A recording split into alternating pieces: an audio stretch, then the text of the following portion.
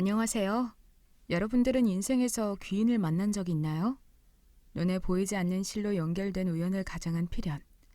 언젠간 꼭 만나야 했던 그 필연을 만난 뒤 시궁창 같던 제 인생이 180도 변하게 된 이야기를 들려드리고자 합니다. 전 사실 처음부터 시궁창 같던 인생은 아니었어요. 어찌 보면 유복한 집안에서 자랐습니다. 아버지가 의사셨거든요. 시골 출신 동네 의사였습니다. 아주 가난한 농부의 집안에서 첫째로 태어난 아빠는 동생들 다 대학 보내고 뒤늦게 공부해서 의대에 합격한 수재셨죠. 항상 아버진 화나, 나를 위해서 사는 건 이류고 남을 위해서 사는 건 진정한 인류야. 이기심은 파멸을 불러오는 법이고 이타심은 공생을 불러오는 게 세상의 이치야. 항상 도우며 더불어 살 것을 강조하셨어요. 아버지는 저에게 뿌리가 튼튼한 아주 큰 거목 같은 존재셨습니다. 그런데 어느 날 아침 엄마는 한 통의 전화를 받고 쓰러지셨어요. 네? 뭐라고요? 말도 안 돼. 화나! 화나! 방에서 공부하고 있던 저는 엄마의 비명소리를 듣고 문 열고 거실로 나갔고요. 수화기를 들고 쓰러진 엄마는 눈동자가 뒤집혀져 있었습니다. 전 바로 119를 불렀고 엄마를 모시고 나서야 아빠에게 무슨 일이 일어난 건지 알게 되었어요. 그날 아빠는 장례식장에 간다고 하셨어요. 학교 교수님이자 병원장이었던 스승님이었죠. 그 장례식장에서 동료들과 함께 밥을 먹고 있는데 누군가 아빠의 등 뒤로 칼을 찔러 넣은 겁니다.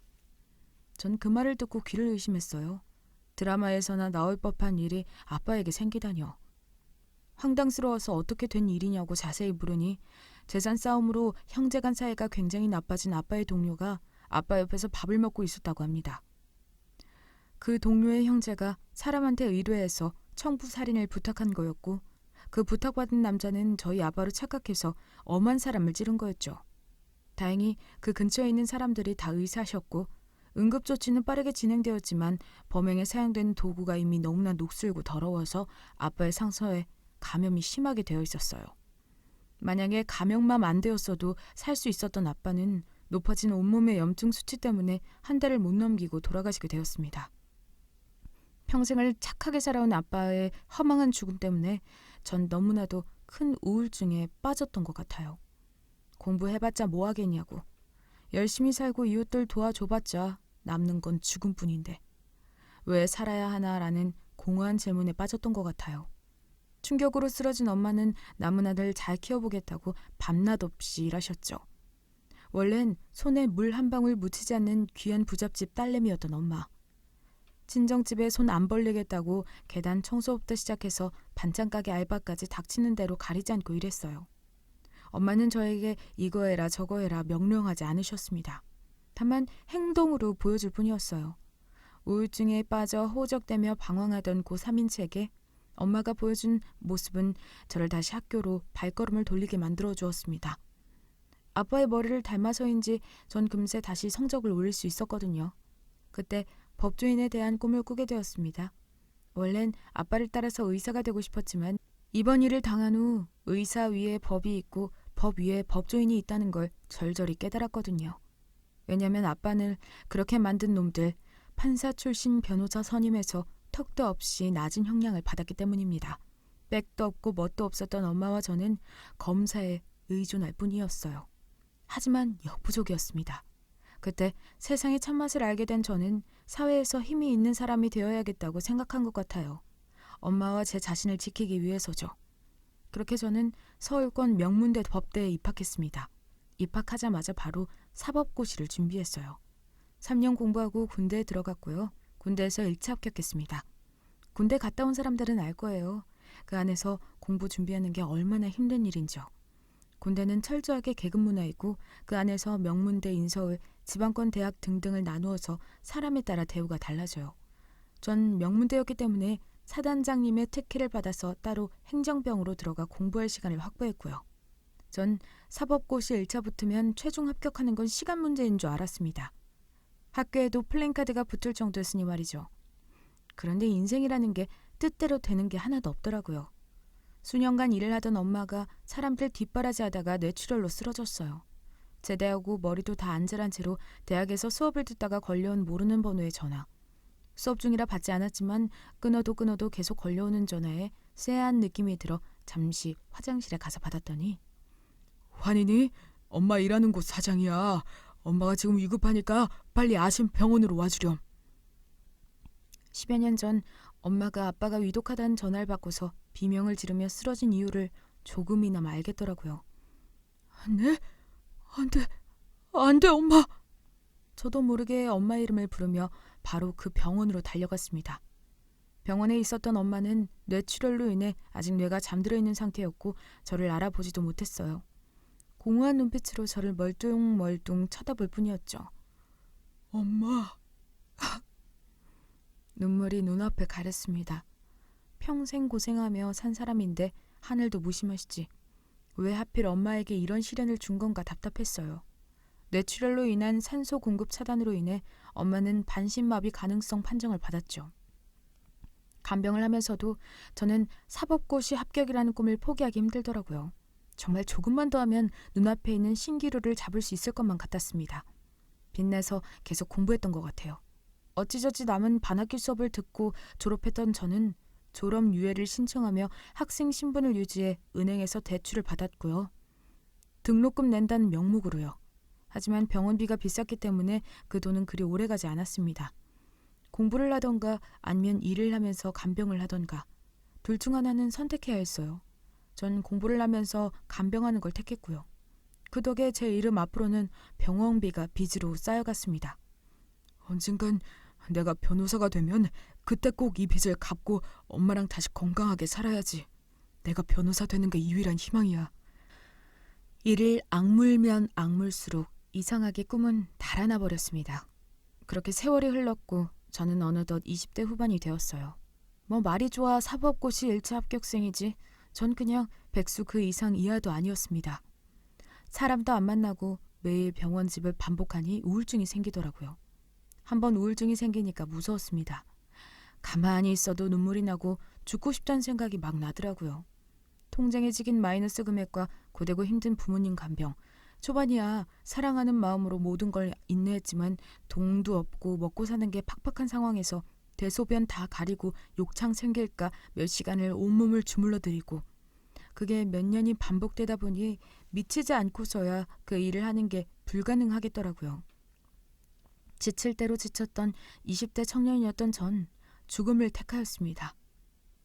엄마, 나 사는 게 너무 힘들어.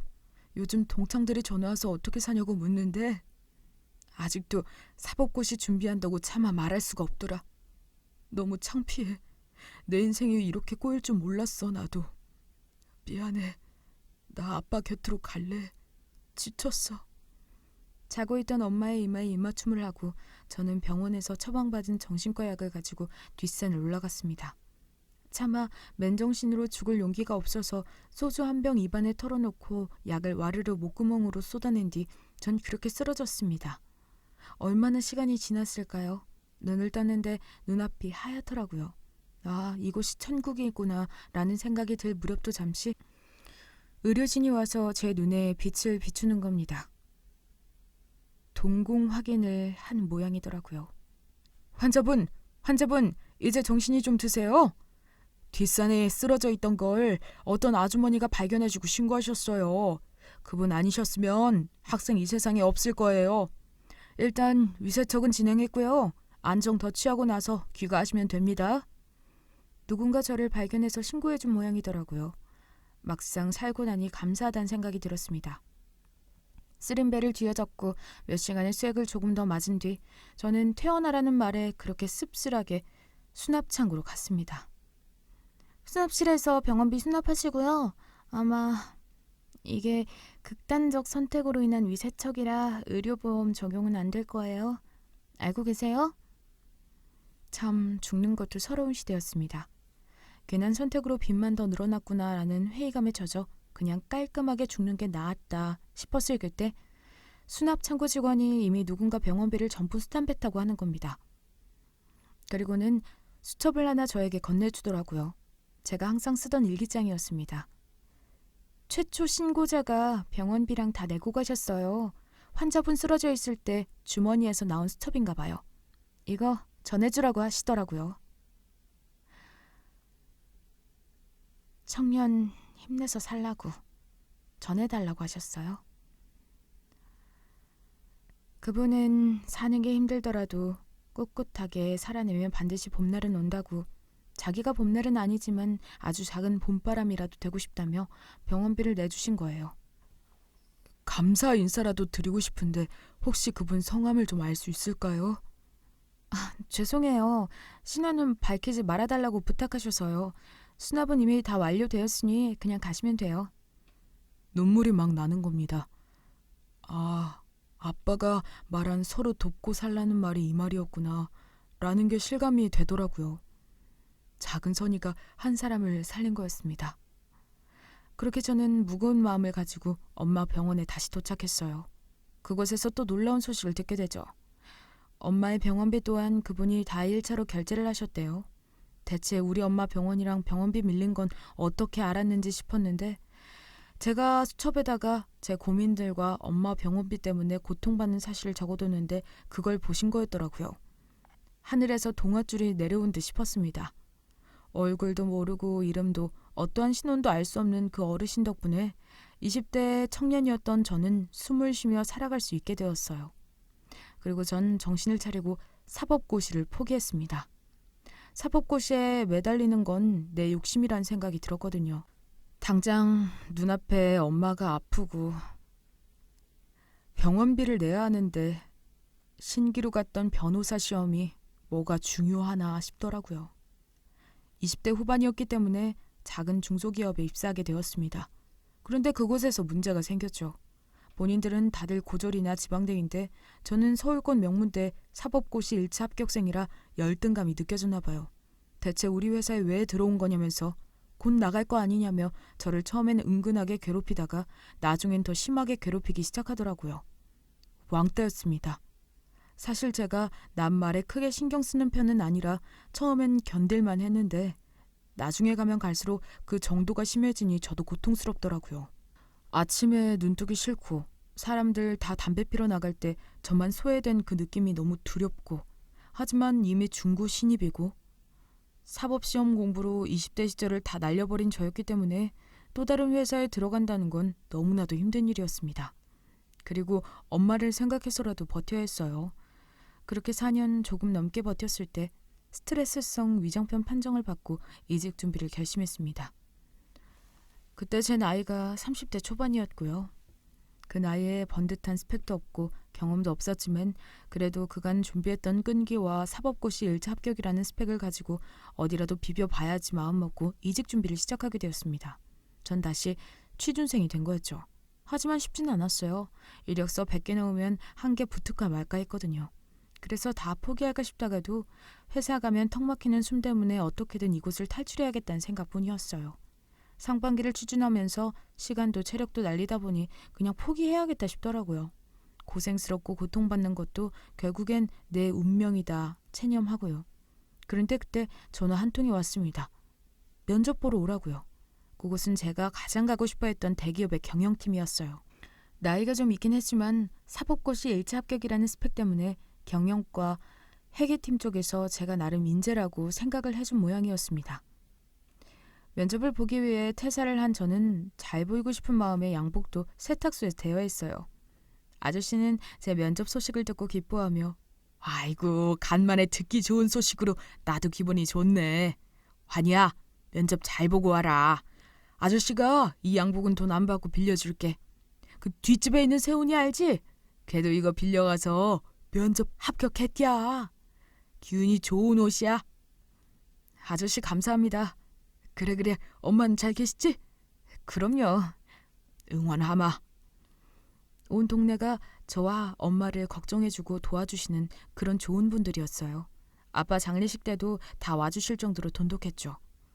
옆집에 사신 할머니도 떡을 갖다 주시면서 오전에 방앗간 가서 쌀 불린 거로 쌀가루 만들고 방금 통에다가 찐 떡이요. 이거 먹고 찰석같이 붙으래.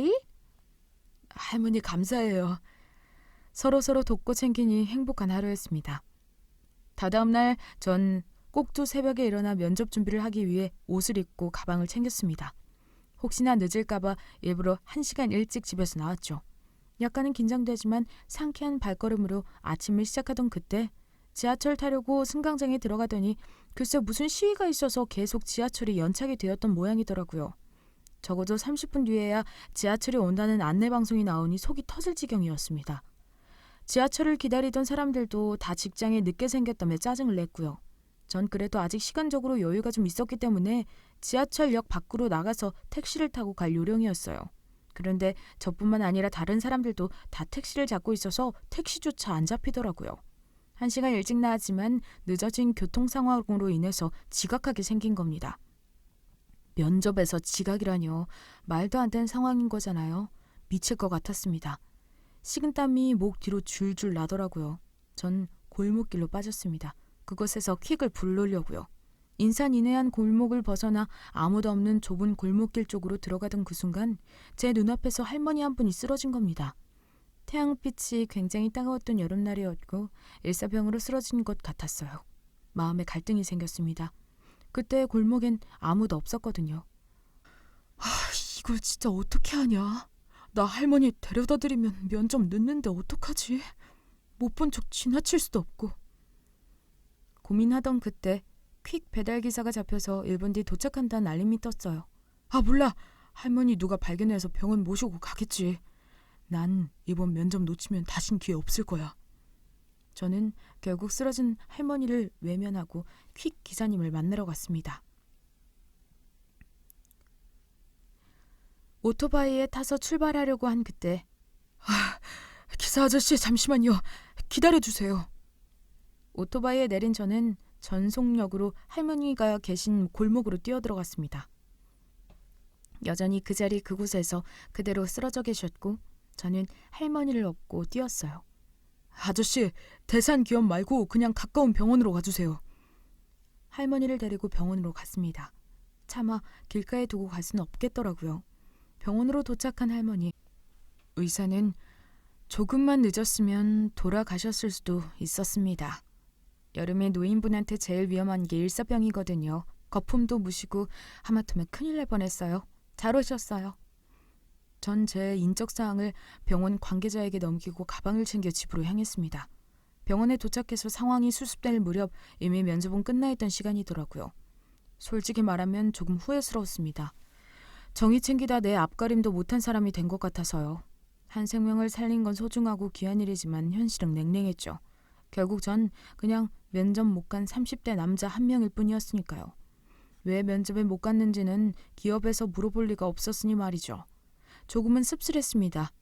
헬스케진 얼굴로 나타난 저를 본 엄만 면접은 어떻게 됐니? 잘 봤니?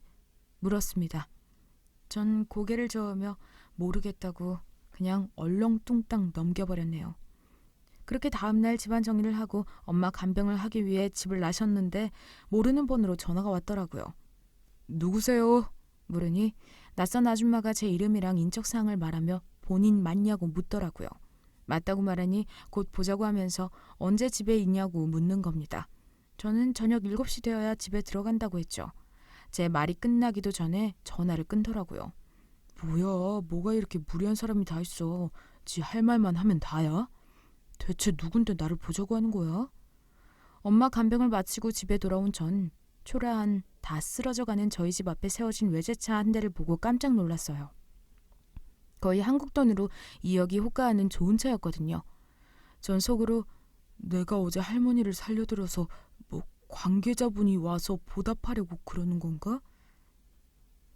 괜히 드라마 같은 상상을 했습니다. 그런데 웬걸? 상상도 잠시 바로 어처구니 없는 일이 펼쳐지는 겁니다. 제가 외제차 창문을 똑똑 두들기며 누구시냐 물으니 창문이 찡 내려가더니 제 이름을 묻더라고요. 네, 제가 환이 맞는데요. 무슨 일... 말이 끝나기도 무섭게 문을 열고 내린 아줌마가 제 뺨을 후려치는 겁니다. 깜짝 놀란 저는 저녁으로 먹으려고 사온 생선이 담긴 봉지까지 떨어뜨리고 말았어요.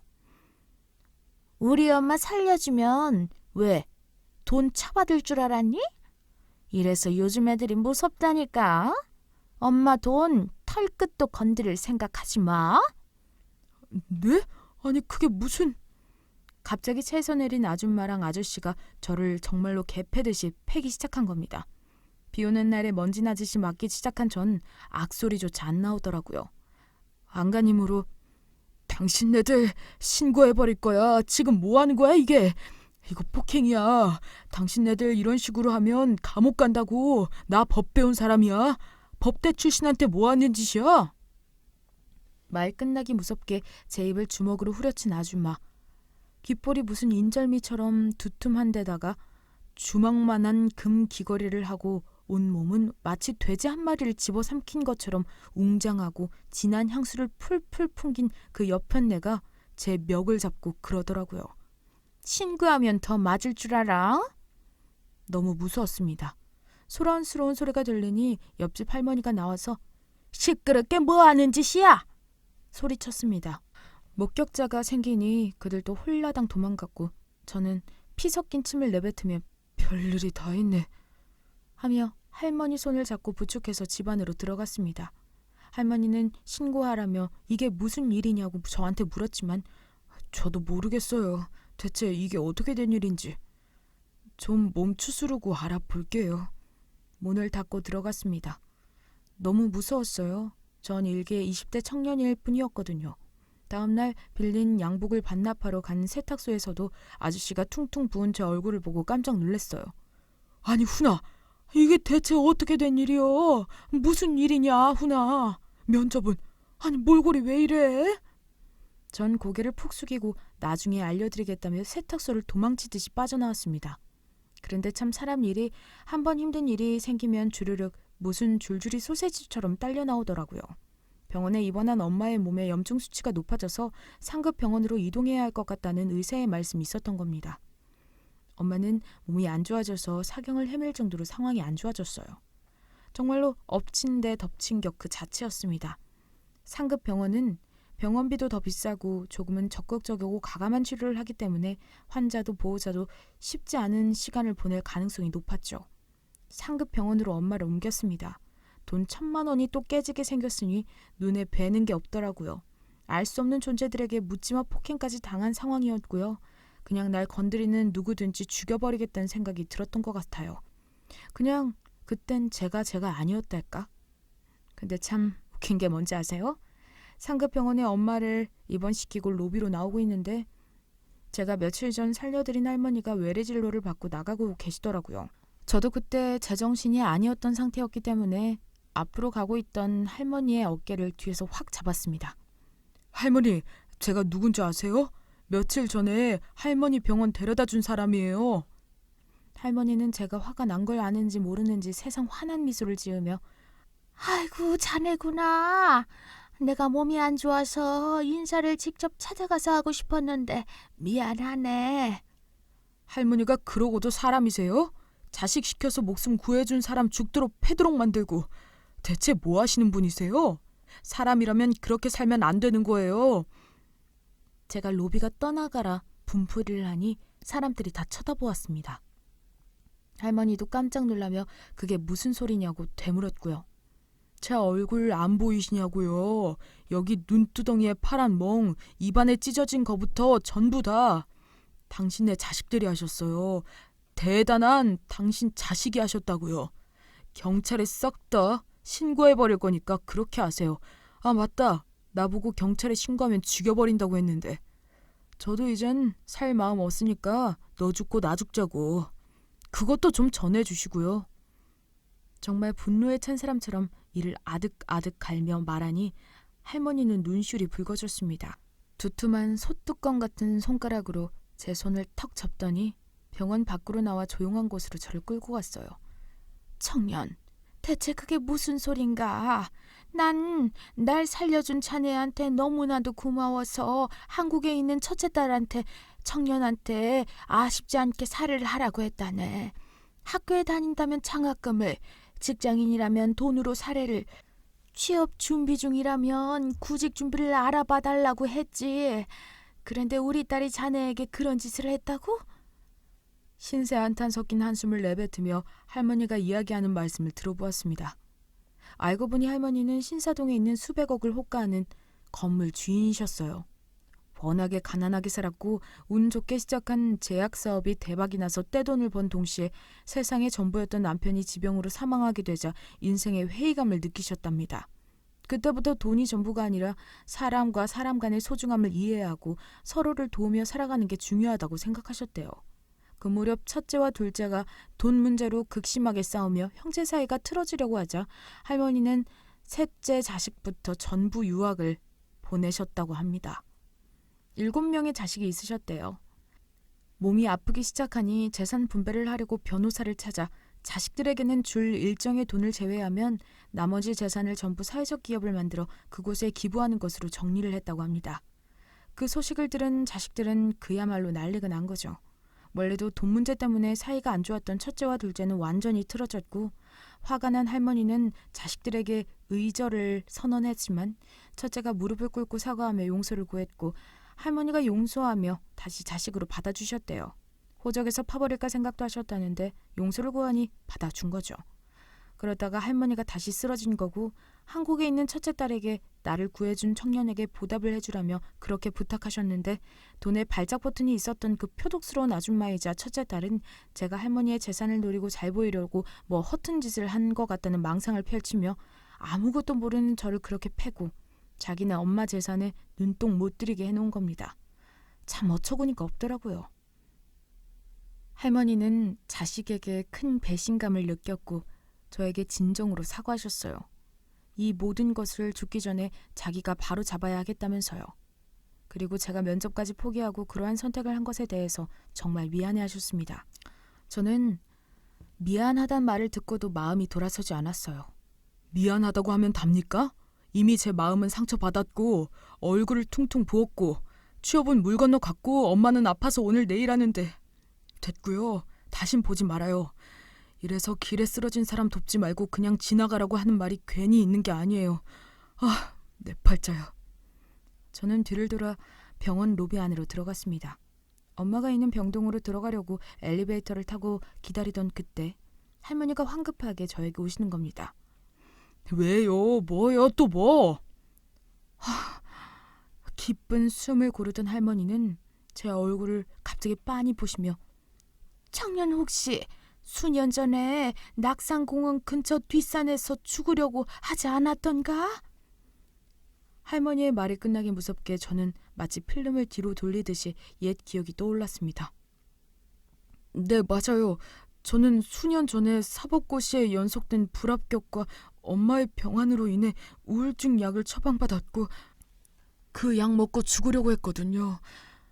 어떻게 아세요? 그걸? 제 친구들도 모르는 사실인데 누구세요? 자네 맞네 그려. 내가 자네를 발견한 최초 신고자였다네. 그 순간 온몸에 소름이 돋았습니다. 저를 신고해 주시고 익명으로 저와 엄마의 병원비까지 내주신 분이 그 할머니셨어요.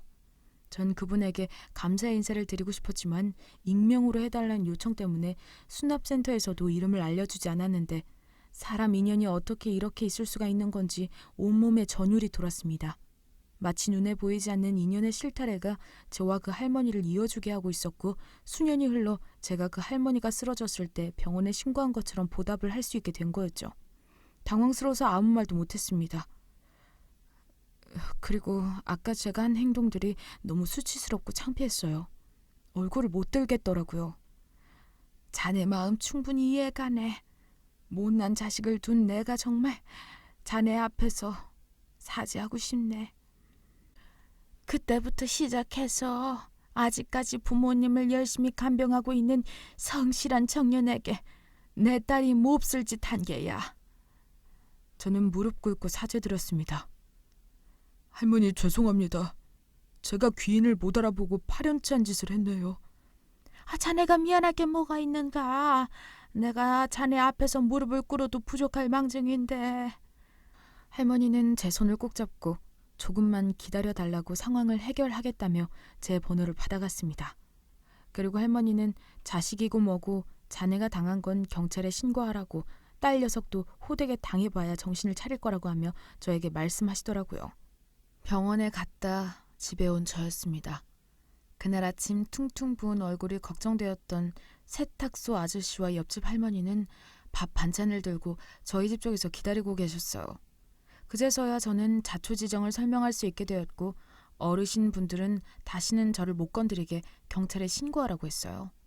한 번 때린 놈이 두 번은 못 때리겠냐고 하면서요. 저는 그렇게 경찰에 그 폭행한 가해자들을 신고하게 되었네요.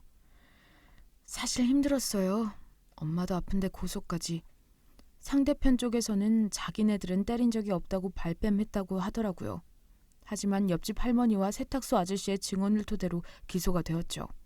빵빵한 변호사를 선임한 듯 보였지만 어쩔 수 없는 증거 때문에 그 가해자들은 처벌을 받았습니다. 변호사를 꿈꾸던 저였지만 여러 가지 고비 끝에 포기할 수밖에 없었던 저. 법원 앞에 서니 제 모습이 더 초라하게 느껴지더군요. 다시금 묻어뒀던 마음속의 불씨가 화르르 타오르는 듯 했습니다. 그리고 며칠 뒤 듣게 된 할머니의 소식. 할머니는 이번 사건으로 인해 첫째에게 주려고 했던 10억 상당의 집마저 전부 다 취소하고 돈 한 푼 안 주겠다고 유언을 고쳤다고 합니다. 뒤늦게 정신 차린 그 첫째 딸은 저희 집 앞에 와서 무릎을 꿇고 사정했어요. 청년, 내가 다 잘못했어. 내가 미쳤었어. 자네가 좀 도와주면 안 되겠나? 우리 엄마 마음이 다시 돌아올 수 있도록. 나 정말 먹고 사는 거 힘들다네. 그 재산 안 받으면 진짜 큰일 나. 이렇게 무릎이라도 꿇겠네. 응? 제가 머뭇거리며 아무 말도 못하자 옆집 할머니가 나와 남의 집 골목에서 뭐하는 게야? 호떡 같은 상판떼기 보니 저번에 우리 환희 때린 그 옆편 애 아니야? 에라이? 그릇에 담겨있던 꾸정물을 그 아줌마 얼굴에 부어버리고 들고 있던 파리채로 똥파리 썩 꺼지라며 물리쳐 주셨어요. 한 번만 더 이 동네에서 얼쩡거리면 다시는 가만 안 둘 줄 알아. 그때는 꾸정물이 아니라 개똥 푼물을 확 얼굴에 부어버릴까 보다. 할머니의 까랑까랑한 목소리에 못 이겨 그 여잔 홀라당 외제차를 타고 도망갔고 그 뒤로 얼굴을 보이지 않았습니다. 알고 보니 본인 부모님 돈 믿고 외제차 사고 훌렁훌렁 돈을 막 써제낀 모양이더라고요. 그래서 외국에서 유학 중인 동생들한테 손을 벌릴 정도로 돈 문제로 집안에서 말썽쟁이였나 봅니다. 그런데 돈줄이 끊기니 제 앞에 와서까지 무릎 꿇고 설설 빌었네요. 결국 나중에 들어보니 집안 식구들 전체한테 팽당하고 본인의 애마였던 그 외제차도 팔아버리고 골골대면서 겨우겨우 하루하루 살아가고 있는 것처럼 보이더라고요. 표독하고 돈에 미친 최후가 이거인 건가 싶었습니다. 그런데 그러면 뭐 하나요? 악당 물리친다고 제가 잘 사는 건 아니더라고요. 취업에 실패하고 이미 퇴사는 한 상황이고 엄마는 상급병원에 입원한 탓에 나날이 병원 빚은 늘어나고 사는 건 여전히 팍팍했습니다. 저에게는 드라마 같은 인생 역전이 없겠구나 싶더라고요. 그런데 그런 생각도 잠시 할머니가 저를 찾아오셨습니다. 자식 잘못 키운 탓에 남의 귀한 아들한테 패 끼쳤다며 저희 엄마한테 사과하고 싶다고 하시더라고요. 그리고 그 할머니 분이 사죄의 의미로 엄마의 병원비를 계속 대주시겠다는 말씀과 함께 아드님이 저 때문에 대기업 최종 면접장에 가지도 못하고 저를 병원에 데려다 주었네요. 그 덕에 제가 살 수 있었고요. 요즘 시대에 흔하게 보기 힘든 귀한 청년인데 제가 그냥 넘어가서는 되겠습니까? 저희 건물에 있는 회사 사장님께 아드님 이야기를 말씀드리니 흔쾌히 만나보고 싶다며 채용 의지를 비추시더라고요. 아드님에게 이젠 제가 기회를 드리고 싶네요. 노인네가 되어서 청년 앞길 막으면 되겠습니까? 그렇게 저는 기대도 하지 않았던 다른 기업에 취업하게 되었어요. 그전 회사보다 연봉도 훨씬 높았고요. 정말 너무 감사했습니다. 하늘은 착한 일을 하는 사람은 버리지 않는구나 싶더라고요. 그렇게 전 안정된 일을 시작할 수 있게 되었습니다. 엄마도 말년에 많이 아프셨지만 아들 잘 두었다고 웃으면서 생을 마감하셨어요. 우리 환희가 아빠 말을 잘 듣는 아들이었구나. 네 아빠가 생전에 그렇게 이타적으로 살아야 한다고, 공생하는 삶을 살아야 한다고 역설하셨더니 아빠 말 들으니 엄마도 그렇고 우리 아들도 그렇고 이렇게 복을 받네. 그 할머니와 우리 환희는 전생에 어떤 인연이었길래 이렇게 신기한 만남을 가지게 되었을까? 엄마는 엄마가 떠나도 그 할머니를 잘 모시라며 어쩌면 하늘에서 아빠가 준 선물일 수도 있다는 마지막 말을 남기고 세상을 떠나셨네요. 이젠 엄마도 아빠도 하늘에서 만나 행복하게 잘 있으시겠죠. 엄마가 떠난 지 얼마 안 되어 그 할머니도 지병이 약화되셨어요. 그때 마음속 깊은 곳에선 꿈틀거리던 법조인에 대한 꿈이 다시 타올랐습니다. 이미 시간이 흘러 사법고시는 없어졌지만 로스쿨이 생겼던 시기였거든요. 사법고시 1차 합격의 스펙과 여러 가지 제 인생의 경험을 풀어낸 자소서로 기적처럼 지방의 모 로스쿨에 합격하게 되었습니다. 할머님께 다가가 할머니, 저 로스쿨 합격되었어요. 그렇게 전부터 법조인이 되고 싶었는데 다 할머니가 그날 뒷산에서 죽으려던 저를 살려주신 덕분이에요. 감사합니다. 참 겸손할세. 내가 한 게 뭐가 있겠는가. 가서 열심히 공부하면 또 다른 기회의 문이 열릴 게야. 늙음하게 자네야 이러한 특별한 인연을 맺을 수 있어서 감사했다네. 할머니는 몸이 아프셔서 몇 달 입원을 하시다가 돌아가셨고 유언으로 저의 로스쿨 학비를 지원하라는 말을 남기고 가셨대요. 끝까지 귀인이었던 그 할머니였습니다. 의사였던 아빠는 생전 돈이 없는 환자들을 무료로 치료했다고 하셨는데 그 복이 저에게 온 게 아닐까 싶을 정도로 감사하고 또 감사한 인연이었습니다. 그 후 수년간 공부 끝에 저는 변호사 로스쿨 시험에 합격하게 되었고 지금은 사회에 보답하는 마음으로 할머니가 세우신 사회적 기업에 입사하여 그곳에서 법률 자문을 맡으며 살고 있네요. 이제는 가난에서 벗어나게 되었고 조금은 여유로워진 상황에 마음도 편안해졌습니다. 그렇게 고생하면서 하루에도 몇 번씩 죽을까 고민했던 저를 살려준 건 다른 누구도 아닌 제 곁에 있는 무수한 사람들이었던 것 같아요.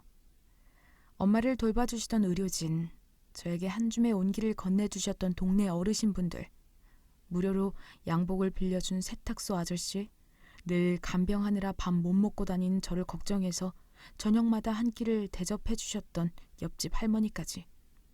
그리고 이젠 저를 괴롭혔던 그 첫째 딸, 아줌마도 용서한답니다. 물질에 중독되면 어떤 최후를 맞이하는지 저에게 호되게 알려주셨기에 제가 변호사가 되어도 거만하지 않고 겸손하며 사회에 베풀며 살 수 있었던 것 같아요. 세월이 흘러 저는 결혼도 하게 되었고요. 이쁜 딸 아이 낳아 잘 키우고 있습니다. 어릴 적 아빠가 저에게 가르치신 것처럼 이웃을 도우며 사랑하고 아이에게 교육시키고 있습니다.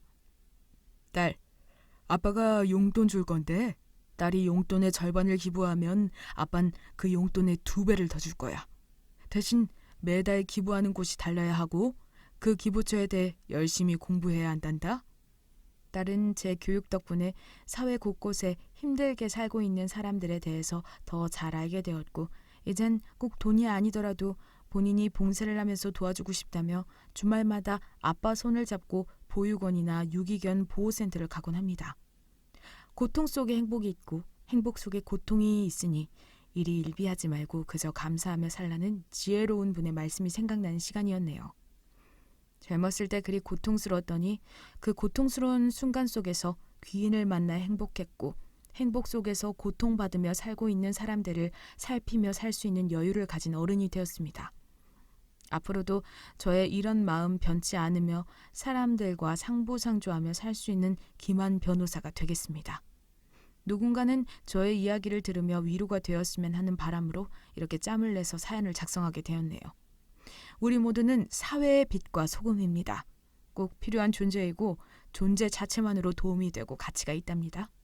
행복한 권리가 있는 우리, 오늘 제 사연을 들어주신 시청자분들께서도 행복한 권리를 꼭 붙잡고 사랑 넘치는 하루 보내시길 바라겠습니다. 감사합니다.